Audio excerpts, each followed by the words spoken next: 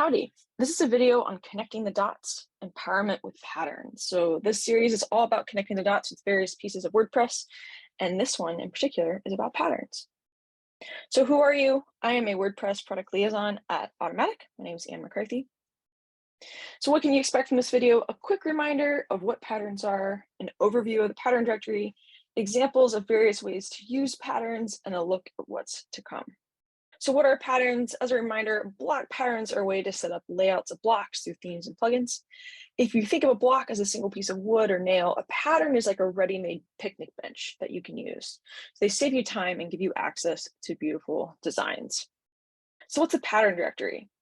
The pattern directory is a repository of community-submitted patterns that anyone can use. So you can create, share, and find block patterns all within the pattern directory.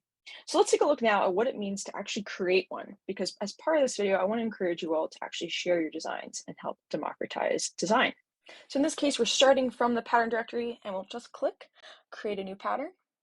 This will open you into actually a installation of the Gutenberg editor. So this is a sped up video of me creating a pattern. In this case, I'm creating a funky header using a cool gradient with the group block with the cover block inside of it. And then from there, I'm just customizing this header and adding in some fun little design tricks. So changing the height, adding in a cool border radius on both sides, because you have that kind of control these days. And then changing around some of the actual appearance items for the heading itself. So you can see you can get pretty granular here. And once you have everything as you'd like, you can actually go ahead and hit submit. So as you can see, it's very easy to contribute to the pattern directory. If you're a designer or a block theme author, I highly recommend you do so and help democratize design, as anyone can use your patterns that you create from the pattern directory. So how can you actually use patterns? Now that we've actually talked about what they are, the pattern directory, etc., how can you use them? So you can create unique layouts for posts or pages. You can use them to build templates faster. You can use them to store designs to reuse across your site. Mind you, they are different than reusable blocks. You can also use them to lock aspects of your design. So there's actually a way to lock down different parts of patterns. So we'll talk about that in a bit. You can also have them be presented as starter options for different posts or pages. And you can even feature patterns from the pattern inserter if there are specific patterns that you want to offer to folks ahead of time, making it easier to build faster and high quality site creation. That's what this is all about. All of these things with patterns all lead to faster and high quality site creation. So let's check out some examples. So I'm going to run through a couple different items, building up from creating a post or page, going into more complex things with templates, and finally ending on a couple different starter content options, as well as some locking. So we're going to run through these together. All right, so to start, let's pretend I'm writing a new post and I want to use patterns. So assuming my site has access to the pattern along with the theme, you'll find many themes, especially block themes, will include a set of patterns that you can use. You can then go through and actually select from here. You can also hit explore, which will pop up a neat modal where you can actually go through and see them in more detail. So let's say I want to add a large list of names. That looks great. But let's say I also want to use the pattern directory. So let's switch over and see the pattern directory now, so you can see how to copy and paste these into your site. Now we're in the pattern directory. You'll notice that I am logged in. And if I actually favorite any patterns, you'll find them under my patterns. Since I'm writing a post, let's go to text. I'm also going to sort by popular, just because I like to narrow things down. From there, let's scroll down and see if we find any that piques our attention. Oh, this is cool. Carolina Nymark is a wonderful block theme author and has an awesome site called Full Site Editing to help you grow your knowledge there. So from here, I can either add to favorites. I'll do that now. I can also just copy the pattern. And once I copy the pattern, I can then just paste it into the post that I was working on. Now that I'm back in my post, I'm just going to hit paste. Boom. Now the pattern that I just saw is now on my site and I can customize it. So I could say here are 15 ways to improve your life. We'll get really dramatic about it. Very cool. Now let's go a step further though, and let's pretend I actually want to reuse this a bunch. You know, I'm really into this. I really like that this pattern is here and I don't want to go back and forth in the pattern directory. Or let's say I'm working with clients and want to actually prioritize certain patterns for them from the pattern directory that we've all agreed that they like. So you can actually do that pretty easily. And from here, we're going to go back to the block pattern directory and actually just snag the URL. All right, so now that I'm back in the pattern directory, you'll see the URL here, and all I need to do is snag this portion of it. So with that in place, I'm going to switch over to the theme.json file for the block theme I'm using, which is 2022, and we're going to hack it just a little bit. So now I'm in theme.json, I'm going to just paste this in here and hit save, and this will upload via transmit to the site that I'm working on. Now we're back in the editor. I'm going to save this as draft and actually reload this. So from there, I'm going to open this up, go to patterns, go to text, and we're going to scroll down, and we'll notice that the pattern mentioned here now appears. So I can select it here. It also looks like there's a fun little bug I'll need to report. But now I can add it anytime I want in my site by prioritizing it via some new feature into theme.json where you can actually prioritize patterns from the pattern directory. Now I want to show off how you can use patterns to actually build templates. So we're going to go to Appearance Editor. This is the site editor. I'm using a block theme. I'm going to go to Browse All Templates. I'm going to select a new template to create. So in this case, I'll do category. So between template parts and patterns, you can very easily create a template of your own. So in this case, I'm going to type in header. I'm going to choose from here. We'll do this large one. I always like it. Very cool. From there, beneath it, I will add in a footer just to get our base in place. I'll do this one. And then in between, I can actually add in patterns either for maybe a subscriber call. So that's really easy to do. Or let's say I want to add in a query loop. Since this is a template, I can add this in here. And within seconds, I basically have a template that's ready to go. And that builds on patterns that come with my theme. I can also then add in some of the patterns that I pull from the pattern directory, as well as customize this further as I'd like. But as you can see, it really provides ready-made content for you to dig in and create what you want. Now let's talk about how you can add patterns to the post or page creation experience. So I'm actually using the Gutenberg plugin for this. So some of this is a bit cutting edge. I'm going to hit Add New. And you'll notice when I do this that two different patterns pop up. And these are patterns that I've created for the site and have prioritized using a pattern folder. So I'm going to show you how this works. Let's switch over to code view now. So in this case, I'm editing the 2022 theme, and I added in a patterns folder, and then I added in two different PHP files that power these templates. Let's take a look at one of these now. All right, so as you can see, similar to a plugin, it has a little bit of information up top.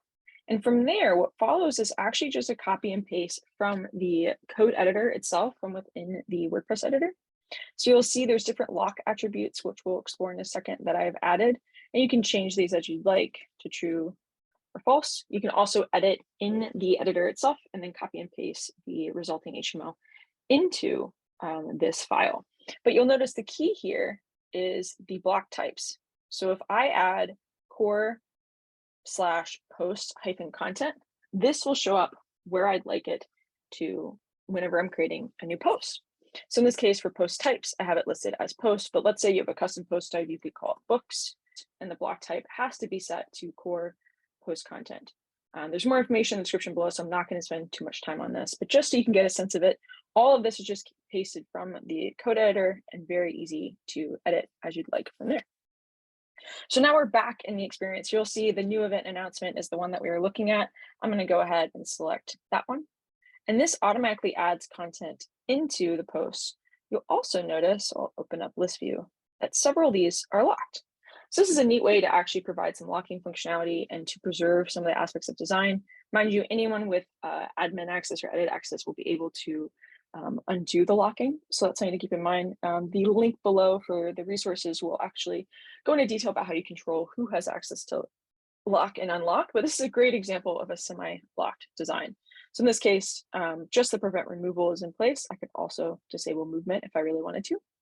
And you'll see the same is true for this one, and the same is true for this one. Let's say in this case, though, I want to actually disable movement because I always want RSVP to be at the bottom. I could do that as well. But this adds a quick way that where if you're creating content, you can easily set up what you'd like. So in this case, I'll call this new event coming soon.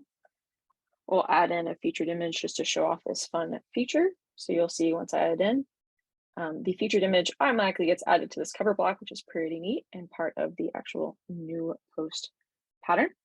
And from there, I can just hit publish and I'm all good to go.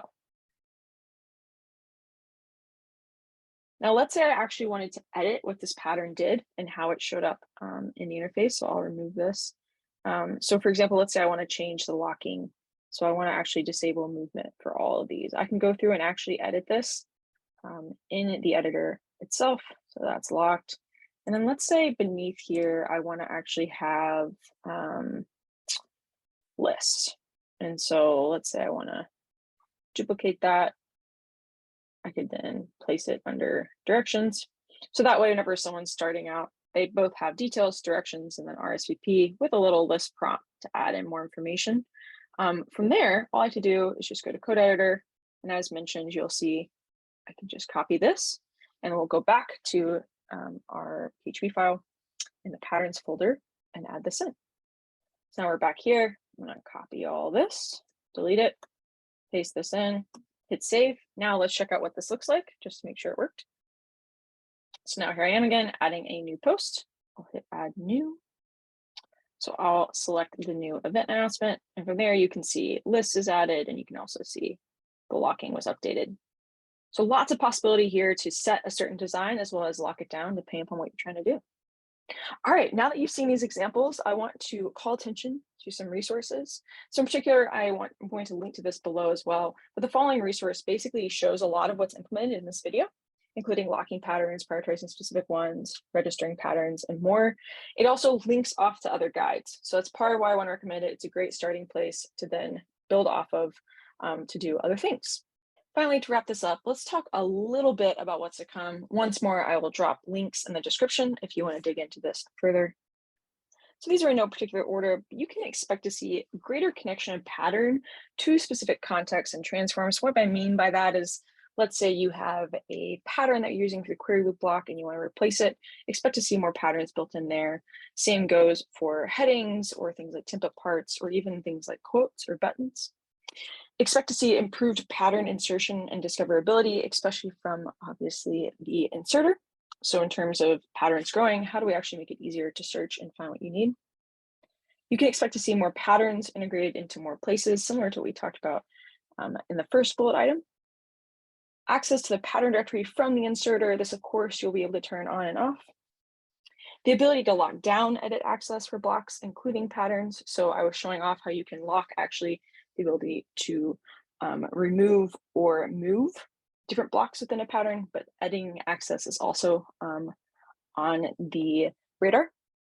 So finally, the ability for patterns to control settings for inner blocks. It's a little confusing to explain, but imagine you add a pattern and within the pattern is a heading block, and within that heading block, the settings available are limited. So let's say you could only select from different set colors that you decide from.